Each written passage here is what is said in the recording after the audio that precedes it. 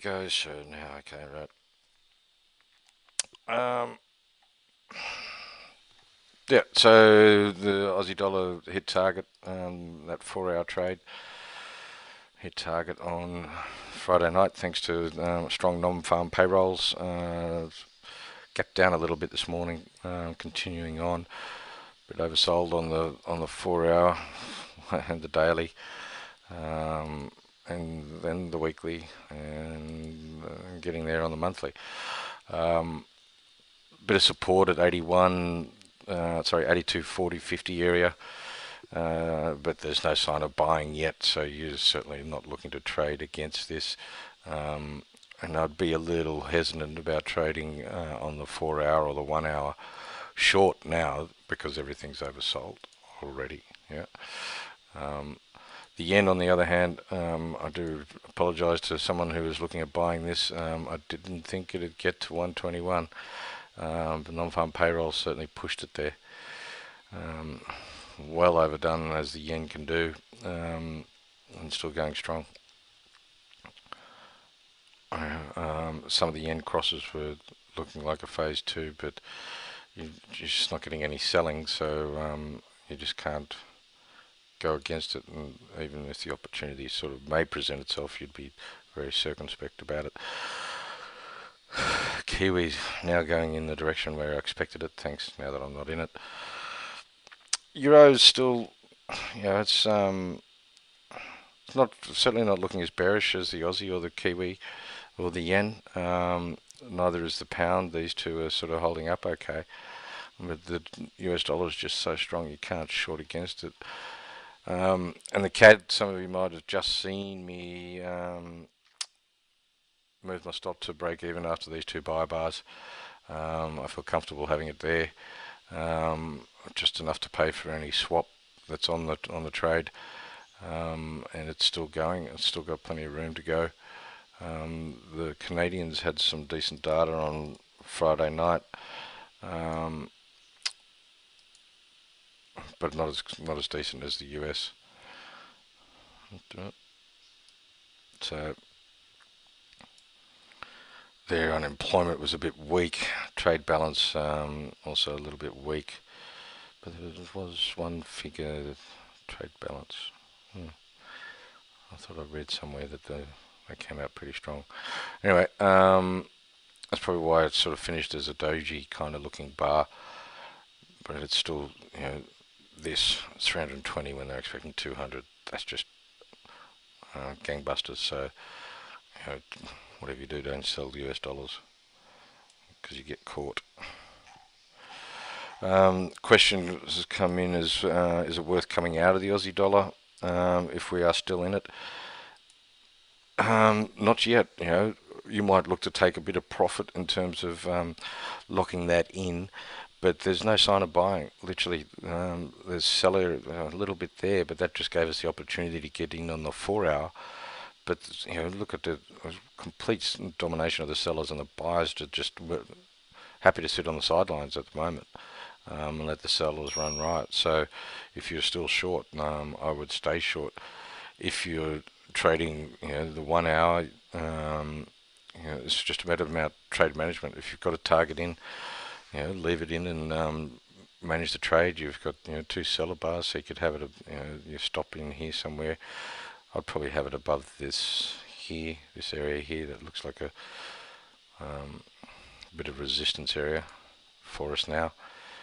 83.60, a bit of a resistance, and then you're sort of up around here at 84. But there's no reason for you to be getting out of the trade even on the 4-hour just yet. So I'd be inclined to stay in, but if you'd be concerned about it, then lock some profit in and let it continue the trade.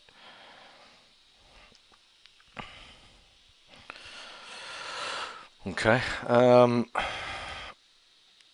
Right.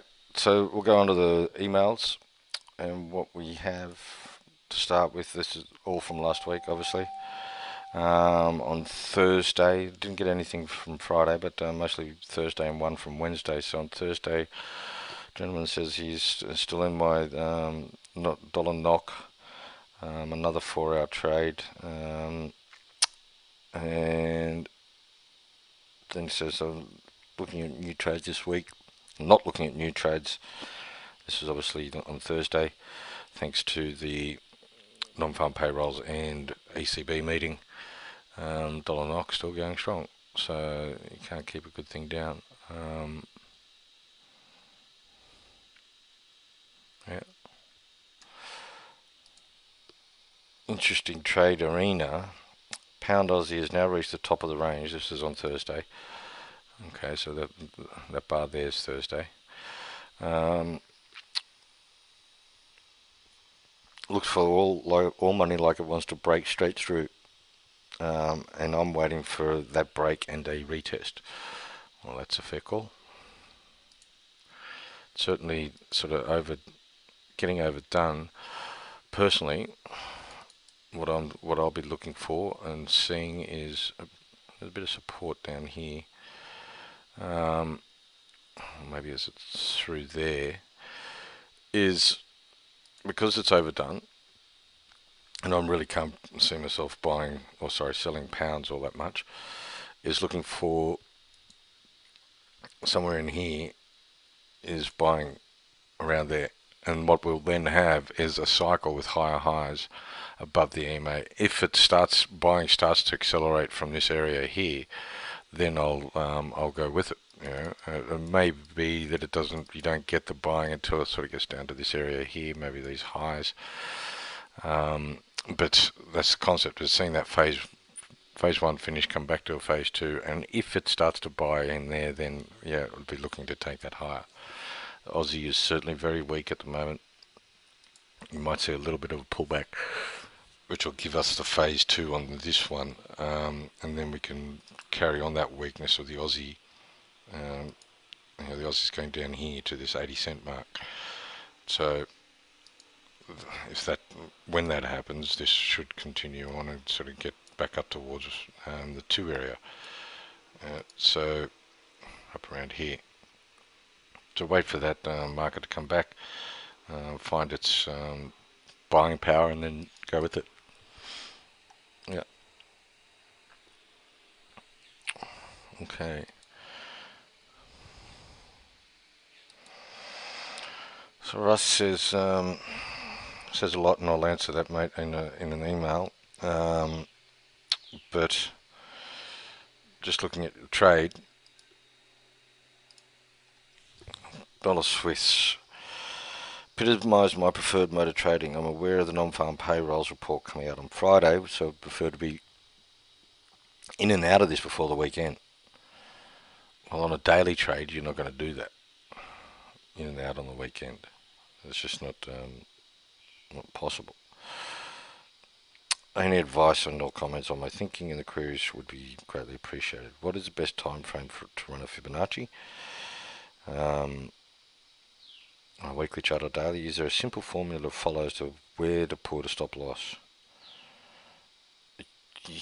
Yeah, there is. Okay. You've identified a trend line of sorts. You've got a horizontal here. I'm not sure what that is, because it doesn't seem very strong across here. And I don't see where you're getting in an entry. And also this Fibonacci is a bit dodgy. I mean, it's great if you're looking at this area here, yeah, as an entry point. But okay, that's a dollar Swiss. To get on a daily, to get in and out would be very difficult to start a trade on a Thursday or Friday and be out of it by Friday. So the horizontal you identified, I'm not sure exactly what that was from, but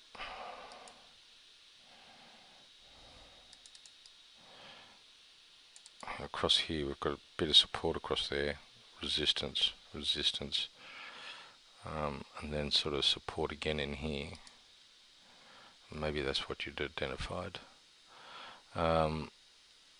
As I said, if we're looking at this ring low here, that'd be your opportunity, but you're looking at it when this bar was active. So that makes it a little difficult to see what you're trying to do because you've got all this. I mean, you're not looking at buying it here. Horizontal support line. I mean, you can't say that when it's out here. You're FOMO trading when you're out here. But if this was done for this entry point, then that's okay. So, not sure why you'd give me this with all the data after it. Makes it a little confusing to see what you're trying to do here, mate. But to answer your question is, when do I put my Fibonacci's on the daily or the weekly? Well, for example, this one here. Here I'd be doing my Fibonacci's on the daily because we're looking for that cycle, right? So there's our phase one. This being the first close above the 50, so this is where the phase one started, sort of thing. And we can see that this box of mine, we might put that box around there, so we're getting the horizontal support and the 50 fib support. Yeah. So we use the Fibonacci to measure phase one to look for the new phase one coming off these support lines. Yeah. Or we can be looking at Fibonacci in the longer time frame and say, well, let's draw this move, and is there any Fibonacci support here? And we can see that there. All right. It's not much of a level. If I go to the pound CAD though, if I go to the pound CAD and I can't, it's not going to give me the history. If you draw a pound CAD, there's some amazing Fibonacci's off the larger moves. But if we, let's say, for argument's sake, draw that, we can see that there's some sort of support line across here. So you can draw them on larger moves. It's not a problem. Where's my Aussie? Okay, so here I've drawn a Fibonacci from the lows in 2001 and from the lows in 2008, both to the same high. Right? And I can see that we've got Fibonacci. You can see how those Fibonacci levels have been affecting the market. Yeah? Support, and then we've got a large support coming up in terms of Fibonacci cluster at 79.50. So you can draw the largest moves to find Fibonacci support and resistance, and you can also, or you should also, draw the cycles. So I'm drawing phase one to get the, or let's say this phase one, even if you start there, and you look for the market to react to a price level around here somewhere. Yeah. So looking at it, what you're looking at here is, the market's already accelerating. If you're looking at the buy in here or buy in here, that's fine, but you should draw the fib, accordingly. And this fib is for what you would suggest is this buying area here, but obviously the market's moved beyond that.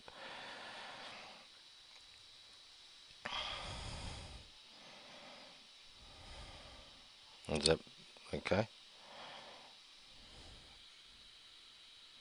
And yeah, you wouldn't be buying in this, certainly not just before non-farm payrolls, because that's what you're looking at that point in time.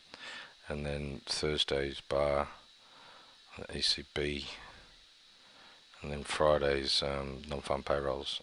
You just stay away from that, and then have a look at it. But now again, it's it's FOMO trading to try and buy in here. Okay.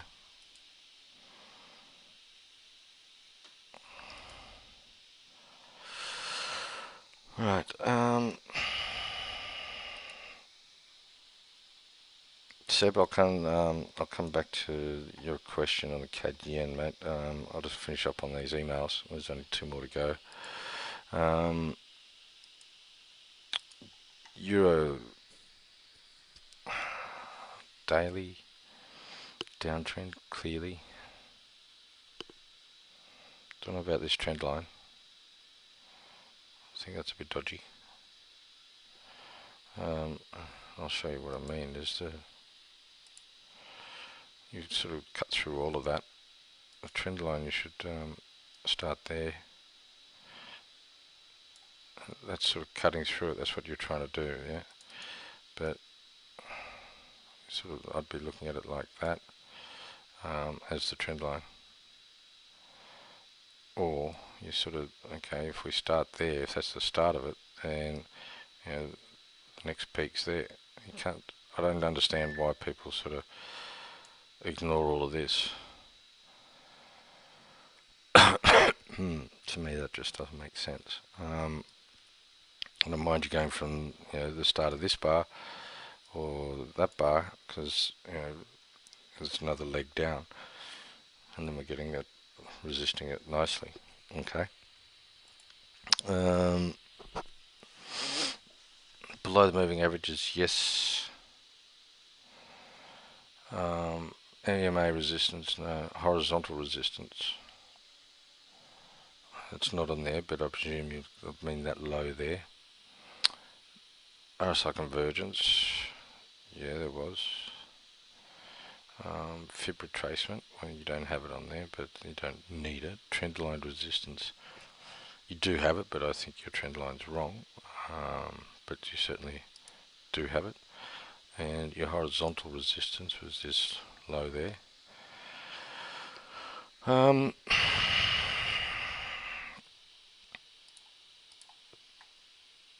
Bearish chart pattern. Don't know what you're going on about that. My next issue is you went in quite obviously underneath this bar, which is engulfing buyer bar. It's not even bullish, it's almost a doji bar. To me, that's a little bit risky. It's obviously paid off, but trading underneath this bar, a little bit risky to me. Going in underneath this bar, yeah, that's fine. And perhaps you left it there and got triggered in.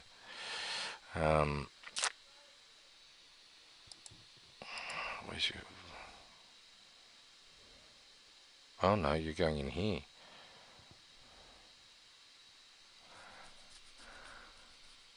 That's your entry, 22.95. He stops at 24.08. Target 20.46. That's ambitious. To me, you're FOMO trading here. Really are FOMO trading.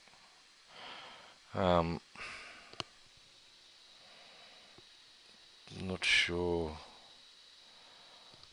why your stop would be there, unless you're using some sort of ATR style stop. That just doesn't make sense to enter there.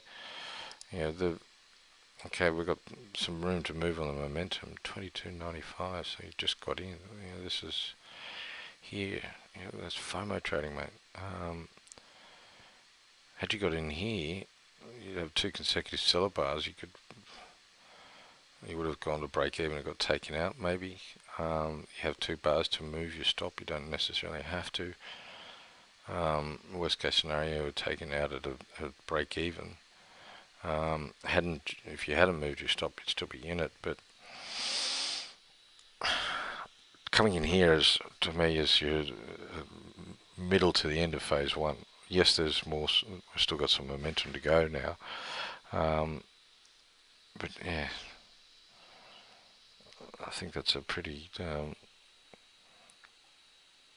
risky entry doing that. Okay, you're in line there, mate. You see what I mean? Is that the market's already had the move, and you're coming in now.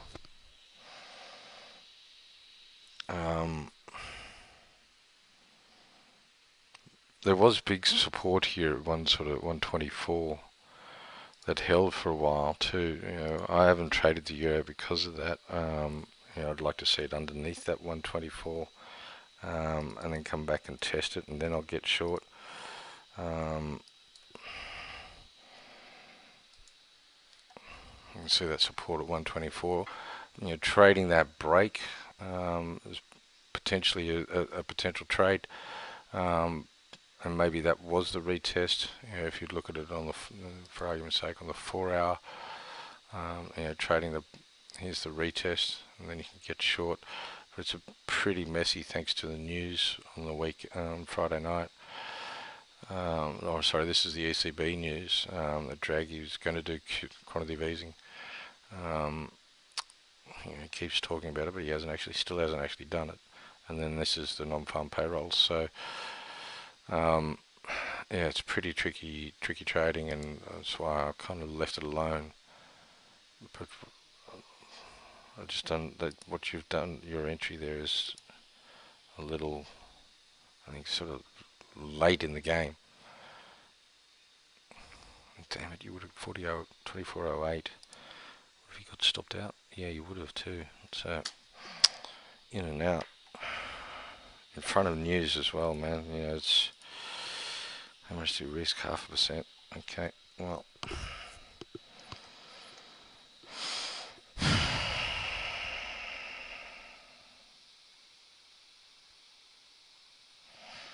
The weekly 50 EMA is heading below. Mate, really, the weekly crossed the 50 EMA weeks ago.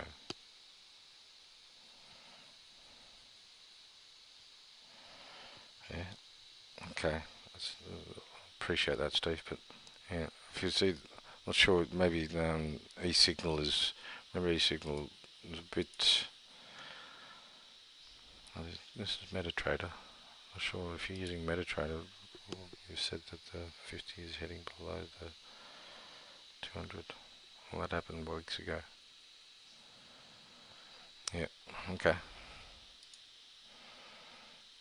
Well, live and learn, yeah.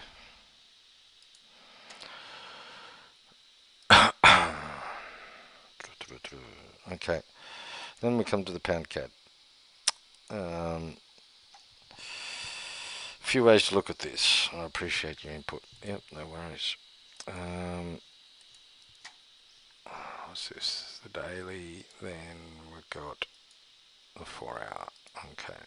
So this email came in on Wednesday afternoon. I've been looking at the pound CAD, and there's a few ways to look at it. Could be in the early phases of short phase 1 off the 50 EMA with the soft resistance line at $1.80 basically. That's one option. Alright. Short phase 1 set up off the 50 EMA with soft resistance at $1.80. Yeah. Okay. That's one way of looking at it. Or it could be in a long phase 1 off a range trade between 75 and 82. Okay, 75 there, and 82, which is around here. Yep. And if that's the case, you're halfway through it. Alright. The EMAs have been fairly flat. Yeah, the 200 has been fairly flat. But if that is the case, then you're halfway through that range trade. Yep. It could be in a bullish flag pattern, just about to reject the bottom of the flag, in which case you could take it long off this line up to the top, then wait for it to break and retest the top to take another long trade. Okay, so that's this chart you're talking about.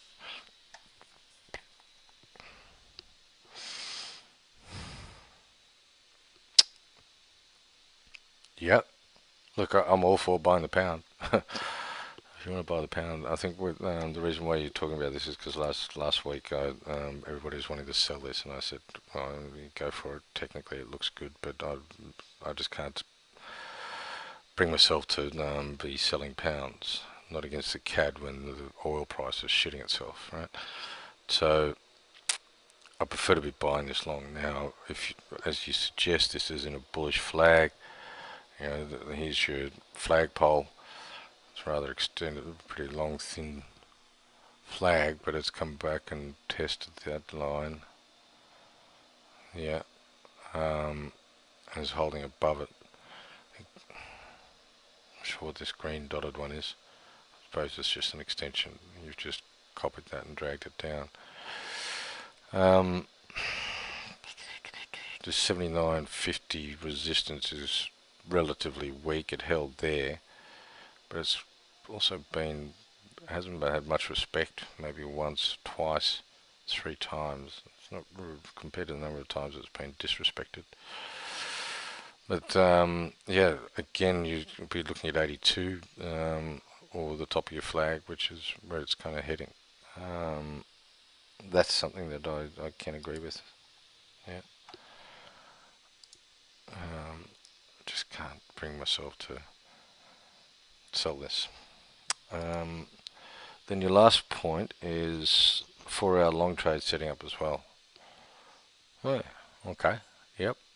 Um, you've had this complete cycle above the 50 EMAs, come back to the 61.8, testing these highs, those lows. That's good. Like that. It's the way to trade. You had hidden, some divergence, hidden divergence there. Um, yeah, that I do like. I don't think it's gone very far, but that's what I like to see. It's come over and tested the 4-hour, yeah, and just gone sideways. But yeah, it's great stuff. I do like that. It's still holding on to that line too, which is basically $1.78. Yeah. So now, would you trade this on the 4-hour? Possibly. I prefer to be looking at the daily as an opportunity. Means you'll have about 100 pips stop, but at least you'll see some good strong buying in there. Yep. Okay.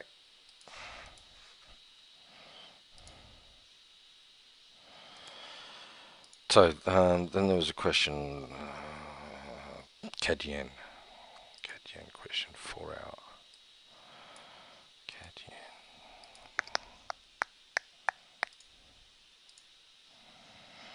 yen. Right, so on the daily, clear divergence, no sign of selling yet.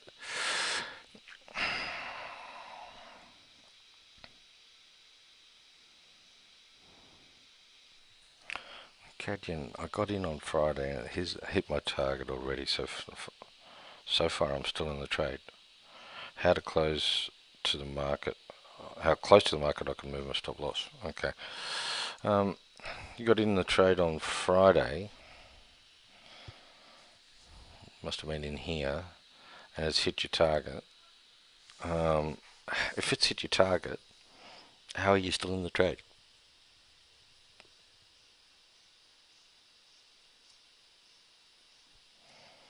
If you could answer me that, if it's hit your target, why are you still in the trade?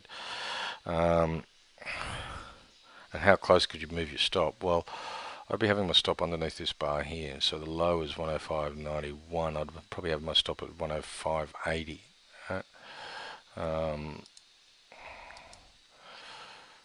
Having it down here underneath this sort of resistance area here is, I think, a little pointless in this at this point in time. There's obviously some selling coming in. The Japanese just had some data out this morning.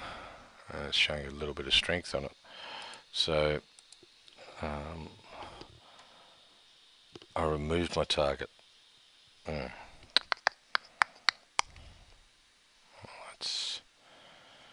That's rightio. There's much you can do about that now, except for learn from that lesson. So yeah, I'd have my stop around 105.80, which is down here somewhere.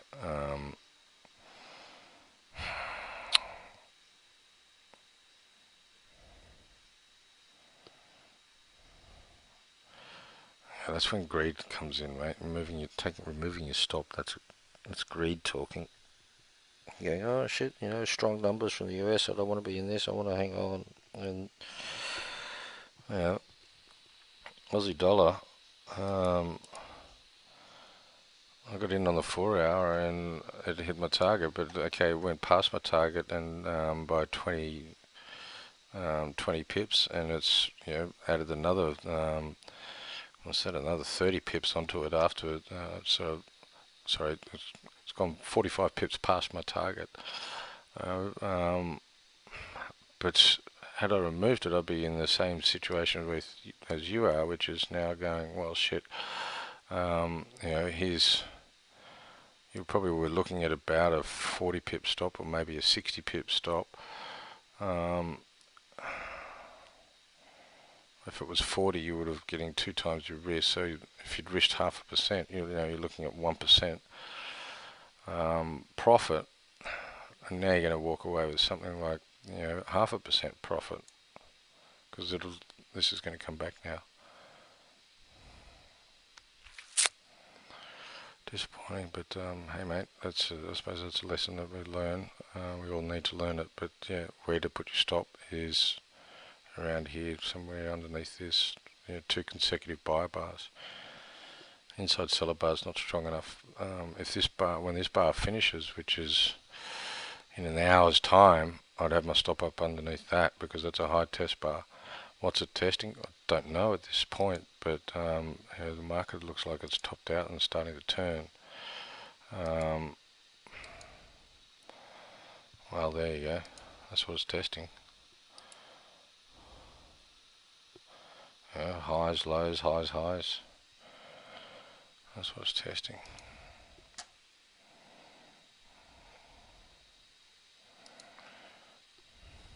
Yeah.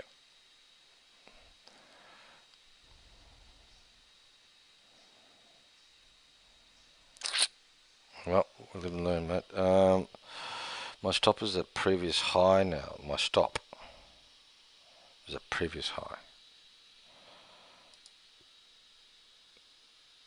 Here. No, too far away, mate. You're giving away too much money. This thing's going to come back past that. Guarantee it will. Well, there's no guarantee in life, but 106.30 is somewhere where I'd say it would be getting to. But Murphy's Law will now tell you that it's going to try and fuck you up as much as possible because you. Right, so your stops there.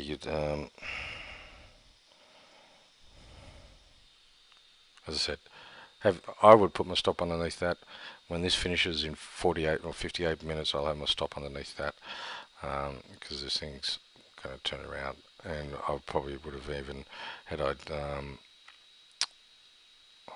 be looking to get out of half of it, and lock some of that profit in.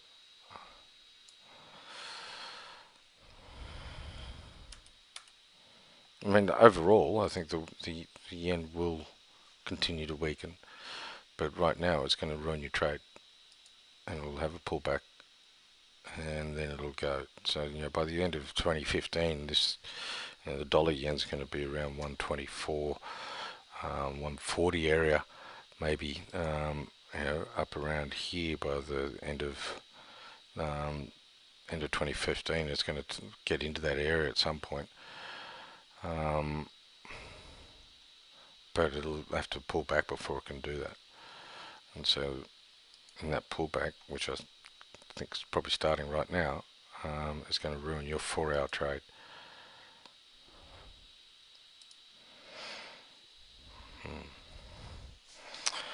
Rightio. That's about it for today. We've got 2 more webinars this week, which are Wednesday and Thursday. And Friday I'm heading down to Sydney, and oh shit, I've got some courses on Saturday and Sunday. Boot camps Monday and Tuesday. So sorry, but this is it's only a small amount of risk on it. Okay, but you understand the point I'm trying to make, though, don't you? Whether you've got 1% risk or 0.1% risk. It's that greed that sort of made you remove your target. If you plan to trade, then stick to it. Risk 0.1 is good on a smaller time frame, and just take those little nibbles. But if you're just taking those every time you walk away with money, then that's good. And know that you can do another trade later on. Um, so you've hit your target on this one, and then you look for the next one. Um, Now you're trying to manage this one, and had you left your order in, you would have felt pretty chuffed. Hey, okay, I made money, and now I'm looking for the next trade. Now you're having to spend more time on this trade than is necessary because you didn't stick to your plan. Yeah. Okay. All right. If there's any other questions, just shoot me an email. Otherwise, I'll talk to you on Wednesday. And yeah, we've got boot camps in Sydney on Monday, Tuesday, and then it's getting more close to Christmas. So send me your stuff, and we shall talk again soon. Uh, yeah, some good trades, but be careful. Don't try and sell the US dollar. It's just madness. Yeah, but we've got things are starting to get overdone here. And it looks like the Aussies sort of trying to find a floor. Yeah. Right. Thanks, guys, and I shall. Yeah, if Wednesday I don't get any emails, I'll go through all the pairs. But otherwise, you guys have a good one, and we'll talk on Wednesday. Cheers.